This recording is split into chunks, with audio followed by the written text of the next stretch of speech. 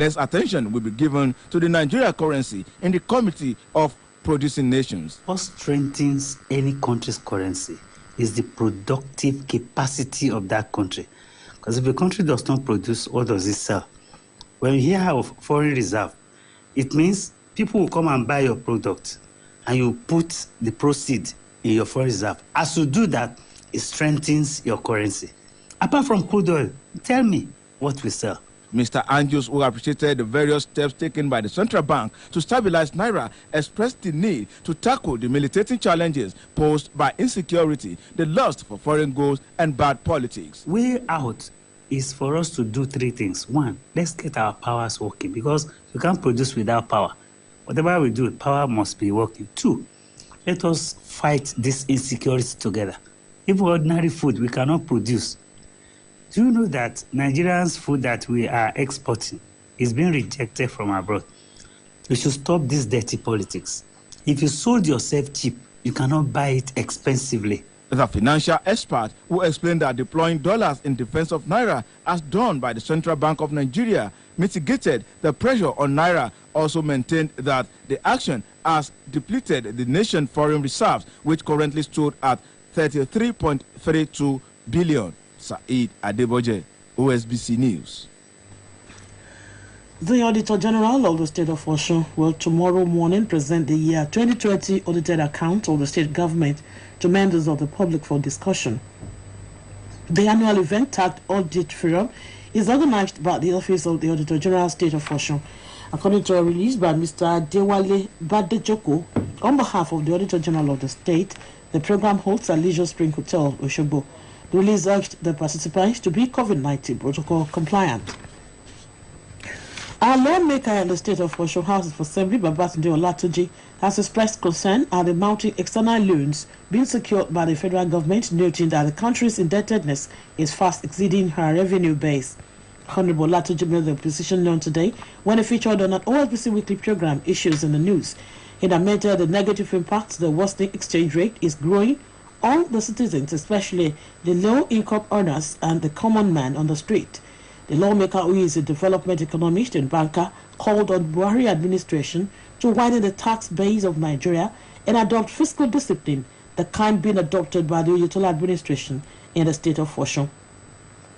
Honorable Babatunde Olatuji summed up for Governor Oyetola for unlocking the growth potentials of the state, adding that the step will place Osun far above others in foreseeable future. The spokesperson of the All Progressives Congress APC in Rivers State, Chief Ogbonna Nweke, has resigned his position. Chief Nweke said in a letter forwarded to the leadership of the party that his decision to quit as spokesperson was strictly personal. Addressing the leadership of the party, Chief Nweke added that it came in at a time of great internal strife, where there was a strong need for effective connect with the party's many audience, saying that the assignment has been done. According to Chief Nweke, it is time for him to move on and time to concentrate on other things of great interest. Meanwhile, the suspension of the state of Chomoda by the indigenous people of Biafra, IPOB, today witnessed partial compliance by residents of Enugu metropolis. Markets, parks, malls, petrol stations, and restaurants opened, but major roads and streets visited with low traffic and turnout of residents, making business activities not to peak as usual. The Abakpa, some shops and offices opened, while at Mayor Market along Agbani Road, traders and buyers were busy despite attempts by some youths to scare traders who were in the market with rumors of impending attacks. At the State Secretariat, dozens of workers came to the office and were later seen at the pavement discussing in groups.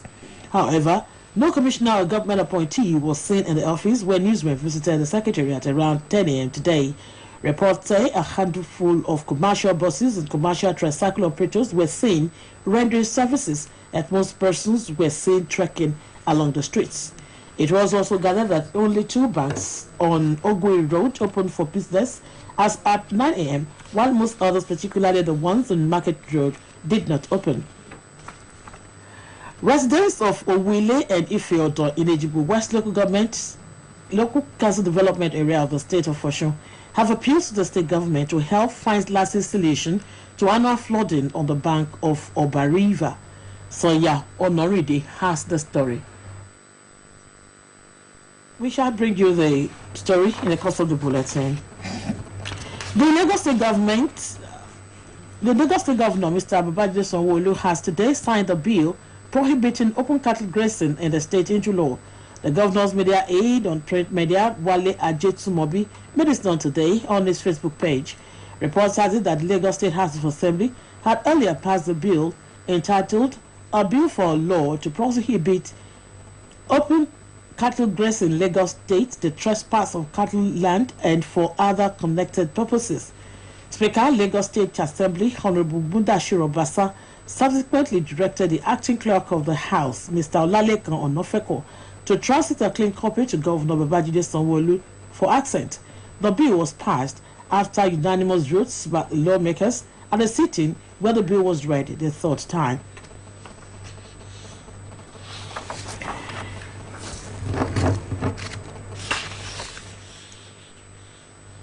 This is the news across the country, coming to you from Osun State Broadcasting Corporation, Ile-Awiye Oke-Ibale Oshogbo.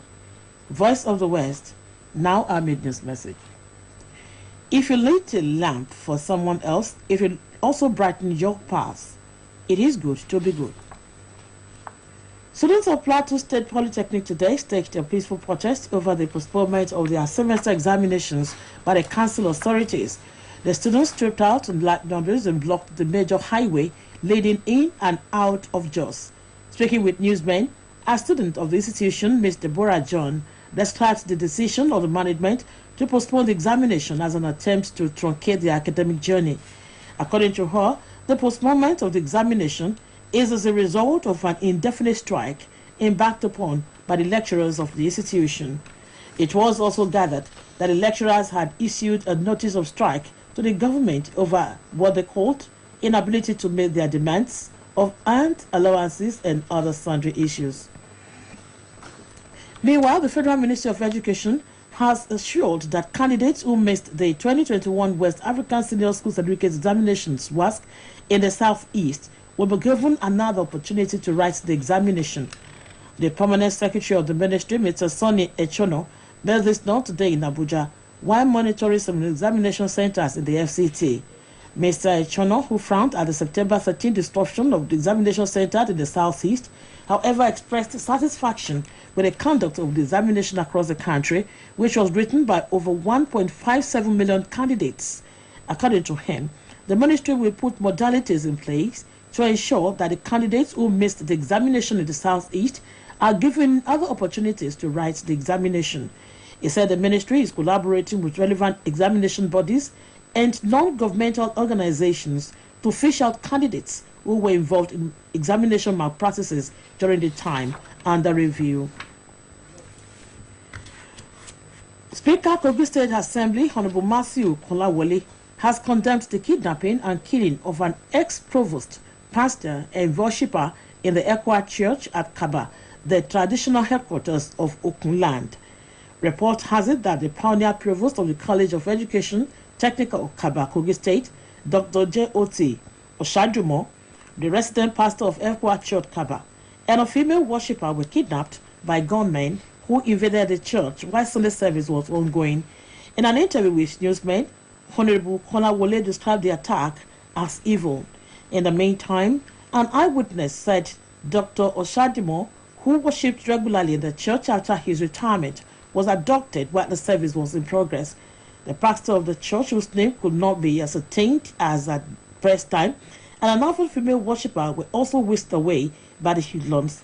According to information, our security guard with the College of Education Technical Kaba, identified only as Reuben, who was also at the church service, was shot dead. As of the time of filing this report, the abductors are yet to demand for any ransom. Our technician with the Keja Electric Power Supply, Adebowale Ogunbanwo, has been electrocuted in the Dokpemu area of Agege, Lagos State. It was gathered that the technician was working on a high-tension transformer on Oke Road when power was suddenly restored in the area and then was electrocuted. The 40-year-old was said to have fallen from the transformer and landed on a container, smashing his skull in the process.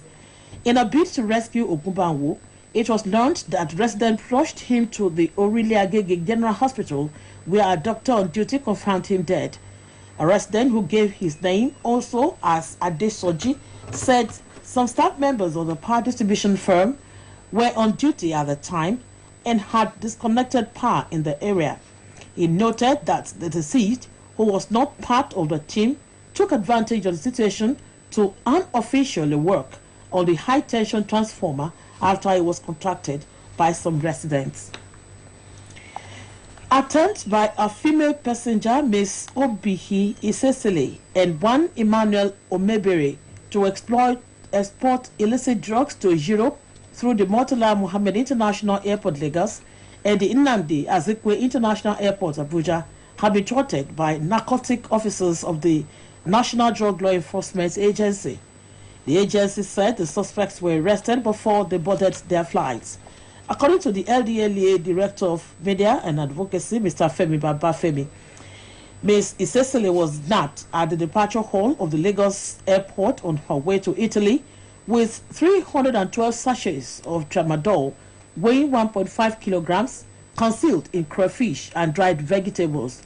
He added that Mr. Momebere was caught with 137.45 grams of the same drugs concealed in foodstuffs at the Abuja airport during outward clearance of a Turkish airline flight to Turkey. Meanwhile, efforts by the traffickers to export various sizes of consignments containing cocaine, heroin, and other illicit drugs through courier firms were also reportedly foiled. The 2021 end-of-the-year party organized by the primary section of School for Persons with Special Needs in Osogbo, State of Osho, holds tomorrow morning. A release by the school authority indicates that venue of the party is the school field behind New Garage Power Line area, New Ikini Road in Osogbo. It enjoys all and sundry to grace the occasion to celebrate with the pupils of special needs for their race, ability, and disability. And the State Administrative and Executive Council's meeting of Radio, Television, Theatre and Arts Workers Union, Ratau, holds tomorrow morning. A release by the chairman of the union, Comrade Adebayo Akinsanya, and a secretary, Comrade Shehu Oladele, says venue of the meeting is the Union Secretariat, Station Road, Osogbo.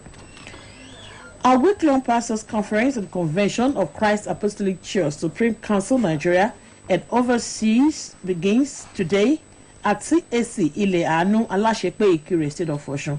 A statement by the chairman, National Publicity Committee and Public Relations Officer of the nation, Pastor Emmanuel Babajide, says the annual spiritual gathering will be presided over by Pastor Henry Ojo.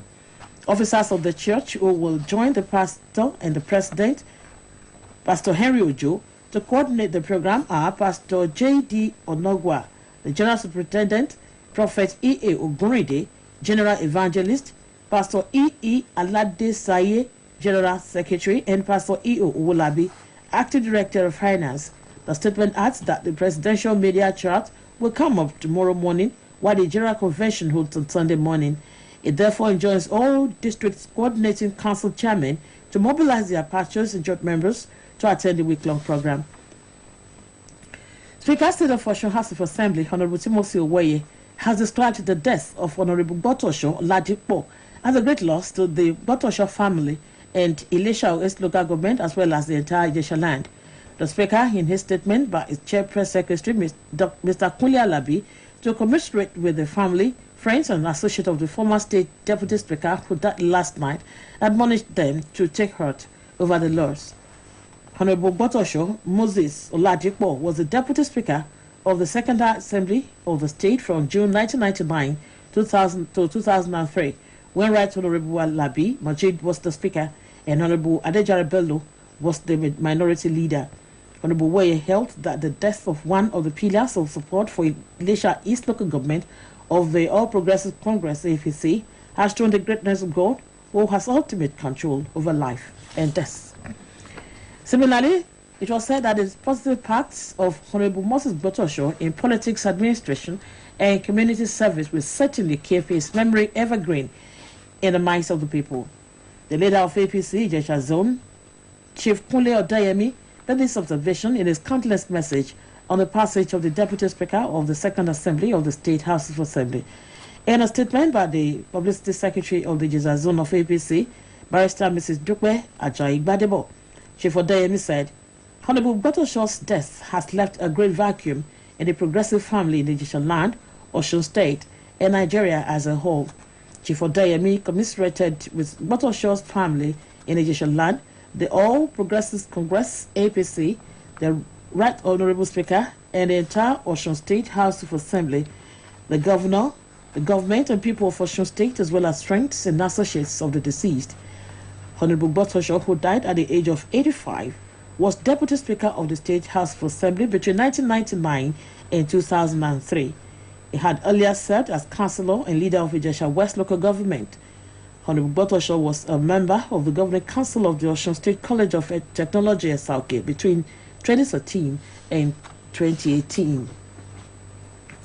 Tears flowed in Umuahia, the Abia State capital, as 4 children of the 7 of same family who died after allegedly eating suya were buried. Reports said the 4 victims are Kelechi 12, Sunday 10, Olomachi 8, and Kingsley 3. All siblings died last month. Report has it that the actual cause of the deaths is still being investigated. Speaking at the funeral, Bishop Ugochukwu Ugbonna of Good News Pentecostal Church Umuahia maintained that everyone is a sojourner on us and no one knows when he will die. The cleric lauded the victim's father, Ukweze Chibuzo, and his wife for showing the kids the way of the Lord as he prayed God to grant their souls peaceful rest. At the funeral, a member representing the Ukwano Umuahia Federal Constituency at the National Assembly, Ifeanyi Onuigbo, promised to stand by the family just as he prayed God to grant them the fortitude to bear the irreparable loss. Speaking, the bereaved father, Ukweze, thanked all those who supported his family through financial means and words of encouragement. And now talking sports, the Super Falcons squad of 1999 that reached the quarterfinal of the FIFA Women's Cup in the USA will be honored tonight at the NFL Football Award in Lagos. Adeyemi Aboderi has the story. Nigerian League champions CR Belouizdad on Sunday defeated Nigerian League champions Akwa United 2-0 to progress on a 2-1 aggregate to the next round of the CAF Champions League. The Nigerian champion had had a slim 1-0 advantage going into the second leg, but the team failed to do enough to protect their lead in Algiers, although they were able to hold their own in the first half, which ended goalless. Akwa United lost control in the second half and conceded 2 goals. Meanwhile, Nigeria's other representative in the CAF Champions League, Rivers United, will have their hands full when they face Sudanese club Al Hilal in the next round of the competition. Rivers United defeated Young Africans 1-0 on Sunday in the second leg of the competition to progress on a 2-0 aggregate. In the first leg played in Tanzania last week, Rivers United triumphed on a 1-0 victory. In the meantime, Nigeria's representative in the CAF Confederation Cup, Bayelsa United, beat Ashanti Golden Boys of Guinea 4-2 to move to the next round of the competition, where they will face Tunisian powerhouse CS Sfaxien. The African Soccer Governing Body CAF had turned the game against the Guineans to a one-legged affair after the political unrest altered sporting activities in Guinea. The game, which was played at the Samson Siasia Stadium in Yenagua, saw Bayelsa United dictating the phase, scoring 3 goals in the first half. Bayelsa United would face tough opposition in Tunisia's side, CS Sfaxien, in the next round. President of the Confederation of African Football, CAF, Mr. Patrice Motsepe, says he is impressed with the infrastructure put in place by Cameroon ahead of next year's African Cup of Nations. Motsepe, together with the Secretary General of CAF, Veron Mosengo Omba, were in Cameroon, where they inspected the Olympic Stadium in Yaoundé. The stadium will host the opening and final matches of the African Cup of Nations next year. The competition will bring together 16 teams as from January 9th to February 6th in Cameroon. The Super Falcons class of 1999 that reached the quarterfinals of the FIFA Women's World Cup in the United States of America will be the start attraction of the 3rd Nigerian Football Federation Football Awards tonight at the banquet hall of Eco Hotels and Suites, Victoria Island, Lagos. Ably led by Captain Florence Omagbemi, the Falcons defeated North Korea 2-1 with goals from Messi Akide and Rita Nwadike before losing 1-7 to the USA despite taking a second-minute lead through Nkiru Okoseme. The performance of the Super Falcons in that tournament remains etched in the memory, and it is important that they are honored with special recognition, according to the president of the Nigerian Football Federation and FIFA Council member, Mr. Amaju Pinnick.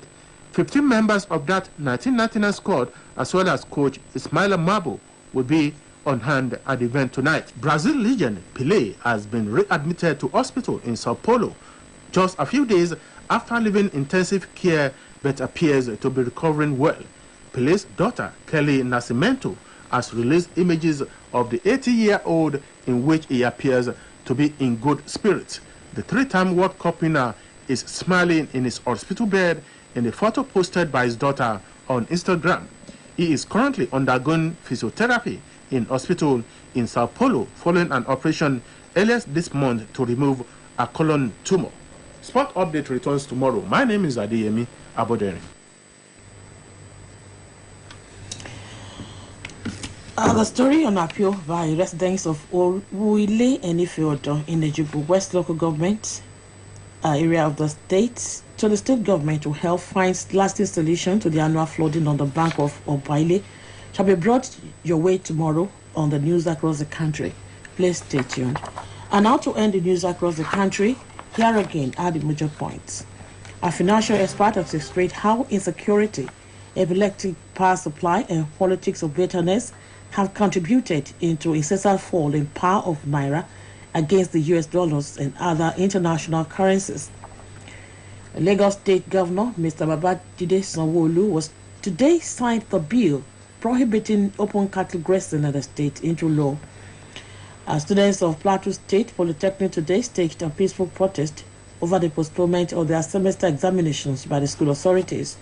And tears flew today in Umuahia, the Abia State capital, as 4 of the 7 children of same family who died after allegedly eating cereal were today committed to Mother Earth. That was the news across the country, as put together by Olushayo Babatunde.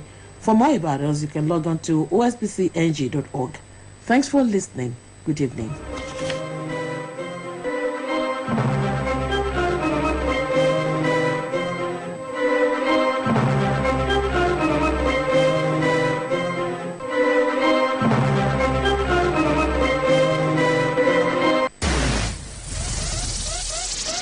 It's entertaining, it's educating, really informative, qualitative news as it breaks.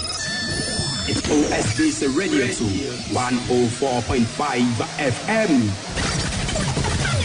Numero uno south of the Sahara, voice of the West.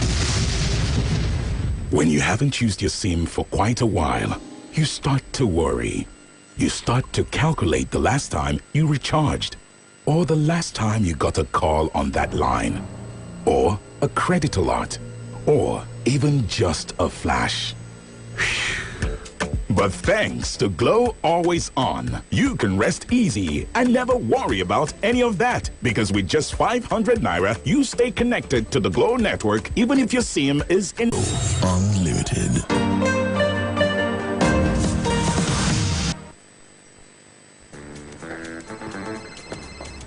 Good night, Susan. Oh, good night, sir. Hi. You need it when? Okay, we'll get it done. Guys, we can't leave. We've got to finish the client's order tonight. Tonight? This time? How about some top tea to cheer us up? Tea. Top tea. Only one bag of Top Tea makes 2 strong cups. More flavor, enjoyment, Great. friendship, and upliftment. Wow, this looks gorgeous. Taste to know. Top Tea.